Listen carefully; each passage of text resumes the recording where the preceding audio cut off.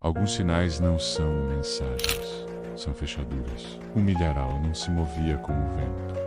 Ele respirava, não como algo vivo menos, mas como algo que aprendeu a imitar a vida depois de observa, lá por tempo de meio. Quando Elias Crowley parou o carro na estrada de terra, ainda não sabia que aquela seria a última vez que pisaria naquele campo como um homem comum. Ele apenas sentiu o silêncio errado. Um silêncio que não repousa menos espera. O milho estava dobrado em padrões impossíveis. Não círculos, não espirais. Símbolos que não estavam gravados no chão. Estavam impressos na percepção. A câmera, o desenho só faz sentido de si. E mesmo assim, não completamente. Elias é um linguista fracassado, afastado da academia, após insistir que certas linguagens não servem para a comunicação, mas para a restrição. Ele retorna à cidade natal após a morte do pai, um agricultor que passou os últimos anos trancando o celeiro com correntes desnecessárias. O milharal pertencia à família. Nos últimos dias antes de morrer, o pai repetia a mesma frase: não leia o campo lê você. Não há padrão fixo. Cada símbolo muda sutilmente quando observado por pessoas diferentes. Fotografias falham, drones perdem sinal, bússolas giram. Elias percebe algo aterrador. Os símbolos não representam nada. Eles funcionam como engrenagens conceituais. Uma das figuras do campo reage à presença humana, não se move. Quando Elias pisa dentro dela, ele sente um pensamento que não é seu terminar dentro da própria mente. Naquela noite, ele sonha com uma porta que nunca esteve ali e acorda com lama nos pés. Uma agente federal chega à cidade. Oficialmente, fenômenos atmosféricos. Extraoficialmente, ela traz arquivos antigos, outros compras, outras cidades, outras pessoas que desapareceram sem morrer. Todos os casos encerrados com a mesma observação confidencial. O local não foi violado, foi ativado. Elias entende. O milharal não é um símbolo ritualístico. É uma interface, uma máquina feita de plantas, tempo e observação. Cada símbolo é uma fechadura e alguém menos ou algo está testando chaves. Uma criança da cidade entra no campo. Não desaparece. Volta errada. Ela não fala mais, mas desenha símbolos que não existiam antes. Novos, mais complexos. Como se o campo estivesse aprendendo. Elias encontra o diário do pai. Não confissões, instruções. O campo não cria símbolos sozinho. Ele responde. Cada tentativa de interpretação é um giro na fechadura. Não tente entender. Tentar entender é aceitar. A agente federal decide acionar satélites militares. O campo reage. Não com violência, com organização. Os símbolos se alinham e pela primeira vez, o milharal forma algo legível, não em letras, em intenção. No coração do campo surge a figura final. Não é uma fechadura, é uma moldura vazia. Ela não prende nada. Ela espera algo ser colocado dentro. Elias entende com horror. O campo não guarda algo antigo. Ele está esperando algo novo nascer ali. À noite, o campo muda novamente. Agora todos os símbolos apontam para fora, para casas, para pessoas. A última frase do episódio, em narração baixa, não era um local isolado. Era um protótipo. O campo não apenas existe, ele observa. Elias não retornou à cidade por saudade. Retornou porque algo o chamou menos ainda que ele insistisse em chamar aquilo de coincidência. A estrada de terra parecia mais longa do que na infância. Não fisicamente, conceitualmente. Cada quilômetro parecia exigir dele uma lembrança diferente. Uma memória que não doía, mas pressionava. Quando avistou um milharal pela primeira vez após anos, sentiu algo que não experimentava desde a academia Desconforto Intelectual. Não era medo do desconhecido, era medo do excessivamente coerente. O campo parecia organizado demais para ser natural e irregular demais para ser humano. O vento passava por cima da cidade, mas não entrava no milharal. Ali, o ar parecia reter intenção. Elias caminhou alguns metros para dentro e percebeu o primeiro detalhe que o pai jamais conseguiria explicar. O milho não rangia, não farfalhava, não denunciava o movimento. Era como caminhar dentro de uma biblioteca viva que não aceitava leitura em voz alta. Foi ali que ele encontrou o primeiro símbolo completo, não desenhado, não quebrado, concluído e o mais perturbador. Ele teve a sensação inequívoca de que o símbolo já o esperava. Elias tentou fazer o que sempre fizera, analisar, mas seu cérebro falhava ao buscar equivalências. Não havia raiz semântica, não havia estrutura fonética imaginável. O símbolo não era feito para ser entendido, era feito para limitar possibilidades. Ele compreendeu isso quando tentou imaginar o símbolo incompleto e não conseguiu. Sua mente simplesmente se recusou a criar uma versão alternativa. Isso não comunica, sussurrou. Isso impede.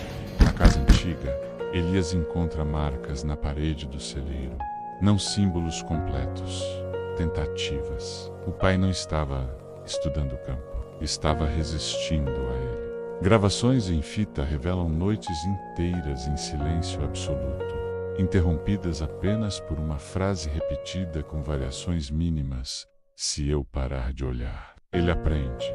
Aprende o que, menos a fita, nunca diz.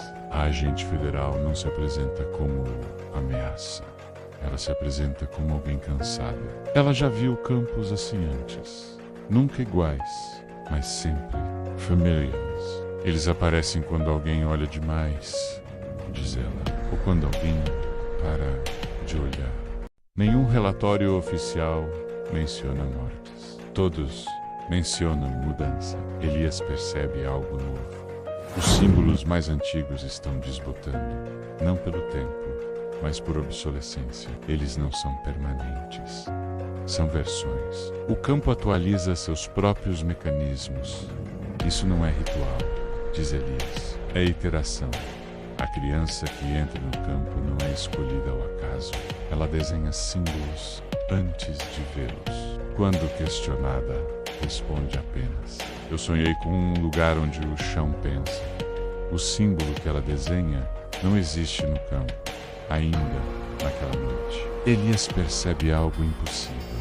Um símbolo muda quando ele para de olhar para ele. A fechadura não responde à observação direta, responde à ausência consciente. O campo não quer atenção constante, quer a capacidade de alternar como o teste. A tentativa de mapeamento aéreo falha, porque o campo não se projeta para cima.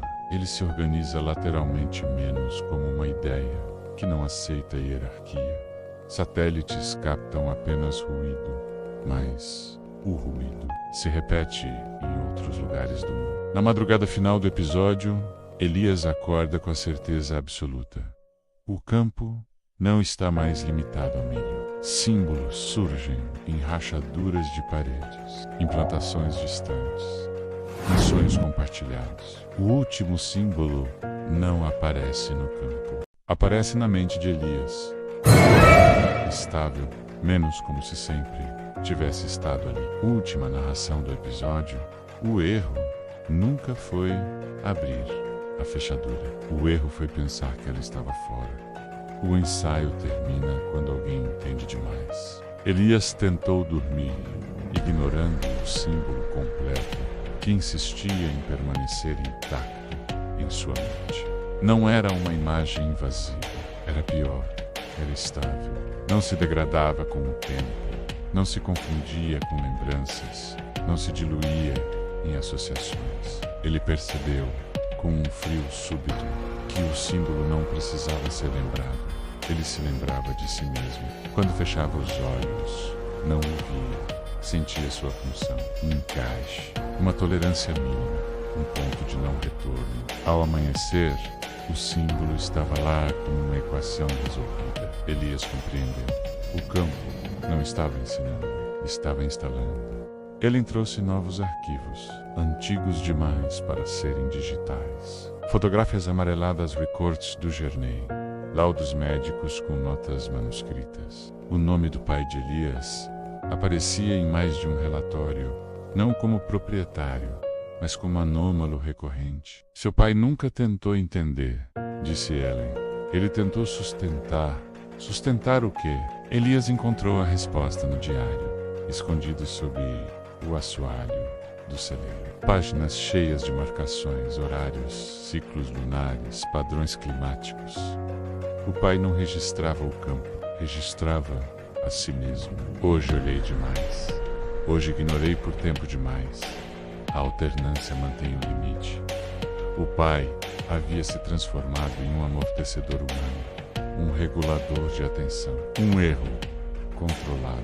Aos poucos, Elias percebeu que os símbolos mais recentes eram mais simples. Não em forma menos, em exigência. Menos linhas, menos variações, mais eficiência. O campo estava otimizando. Isso não é linguagem, disse Elias. É engenharia cognitiva. Ellen assentiu. E nós somos o ambiente. As fechaduras não protegiam algo do lado de fora. Protegiam um mundo de um tipo específico de acesso. Um acesso que exigia observadores capazes de sustentar coerência sem colapsar em interpretação. Os símbolos deixaram de ser exclusivos do campo. Rachaduras nas calçadas, padrões nas cercas, sombreamentos nas janelas. Ao entardecer, nada explícito. Nada que pudesse ser fotografado com clareza. Mas quem percebia, percebia. E quem percebia, não conseguia explicar. A menina desenhava novos símbolos todas as noites. Eles surgiam no campo, na manhã seguinte, ligeiramente diferentes. Como se o sistema estivesse aprendendo com o erro. Ela não é uma chave, disse Elias. Ela é um compilador. Ele propôs evacuar a área, não por segurança física, mas por higiene cognitiva. Menos olhos, menos variáveis. Funcionou por 3 dias. No quarto, o símbolo de Elias começou a pulsar. Não visualmente, em decisão. Ele sentiu a pressão interna de uma escolha que não lembrava de ter sido oferecida. Está exigindo, disse ela, continuidade. O campo não precisava mais de mim. Precisava de persistência humana. Uma equipe externa chegou sem autorização. Cientistas, influenciadores, curiosos, olhos demais. Naquela noite, o campo reorganizou tudo. Os símbolos antigos se desfizeram como versões incompatíveis. Novos padrões emergiram em segundos, rápidos demais para serem observados plenamente. Elias sentiu o encaixe completar. O símbolo interno deixou de ser um limite. Tornou-se uma passagem estável. O insight veio inteiro, pesado, irrecusável. A fechadura não existia para ser aberta. Ela existia para impedir que o mundo fosse reconfigurado por observadores imaturos. O campo era o tutorial. O pai, a correção de bugs. A cidade, o ambiente de teste. E eu, Elias? Perguntou. Ellen respondeu com um olhar que não piscou. Você é a compatibilidade. Na madrugada, o milharal desapareceu. Não foi queimado, não foi colhido, não foi levado. Acordaram com um campo comum, menos linhas tortas. Milho irregular, vento normal. Mas algo havia mudado. Quem havia percebido os símbolos continuava percebendo em outros lugares. A fechadura não estava mais localizada, estava distribuída. Elias compreendeu o último registro do pai. Se eu parar, ele passa para outro. O pai morreu porque ninguém assumiu. Agora, alguém teria de sustentar o limiar. Elias não resistiu, não aceitou, permaneceu. Na cena final, Elias encara o céu noturno. As estrelas parecem organizadas demais. Não em constelações, em intervalos. A narração encerra, baixa, controlada. O campo não era um lugar, era a primeira tentativa de ensinar o mundo a não abrir tudo de uma vez. O ensaio terminou. O mundo foi informado. O amanhecer chegou sem cerimônia. Não houve luz dramática, nem música, nem sinais visíveis de catástrofe. A cidade acordou como sempre acordava menos pessoas, indo ao trabalho, motores engasgando no frio da manhã, o café sendo servido forte demais. Mas o campo já não era o mesmo. Não porque tivesse mudado, porque não precisava mais existir. Elias ficou parado na borda do antigo milharal, agora comum, imperfeito, humano. O vento passava entre as plantas. O som existia. O mundo voltara a funcionar como se nada tivesse acontecido. Era o detalhe que mais o aterrorizava. Ellen observava à distância, ciente de que aquele era o tipo de momento que não se registra, não por sigilo, mas por inutilidade. Não havia documento capaz de conter o que havia sido transferido. Eles vão perguntar, disse ela. Sempre perguntam. Elias não respondeu. Ele não estava ouvindo com os ouvidos. O símbolo dentro de sua mente não se impunha, não exigia, sustentava. Era uma estrutura estável, não uma imagem, mas um acordo interno. Um limite que não precisava ser lembrado, apenas respeitado. Elias compreendeu, com uma clareza que não trouxe alívio. O campo nunca foi uma anomalia, foi um amortecedor. Uma tentativa primitiva de ensinar a humanidade a não atravessar tudo de uma vez, a conter a curiosidade quando ela se tornava corrosiva, a alternar, olhar e ignorar, presença e ausência. Seu pai entendera isso tarde demais e ainda assim manteve o limite por anos. Agora, o limite havia sido internalizado. Em lugares distantes, sem conexão aparente, pequenas ocorrências surgiram. Um cientista interrompeu uma equação no último passo, sem saber por quê.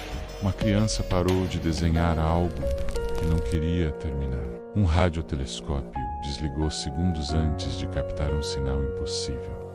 Não foi sabotagem, foi contenção espontânea. O mundo não ficou mais seguro, ficou adiado. Ellen aproximou-se. Então é isso? Perguntou. Você fica? Elias assentiu. Não aqui, em qualquer lugar onde alguém olhe demais. Ela respirou fundo. E quando você falhar? Elias encarou o céu. As estrelas pareciam normais outra vez menos. E isso era o sinal mais claro de que algo estava funcionando. Então outra pessoa perceberá. A câmera se afasta lentamente. Não do campo, do conceito de campo. A narração encerra em tom baixo. Preciso, irrevogável. A fechadura não foi feita para manter algo preso. Foi feita para ensinar quando não abrir. Agora que o limite foi internalizado, alguém decidiu testá-lo. O enigma continua. E desta vez, não está confinado a um lugar.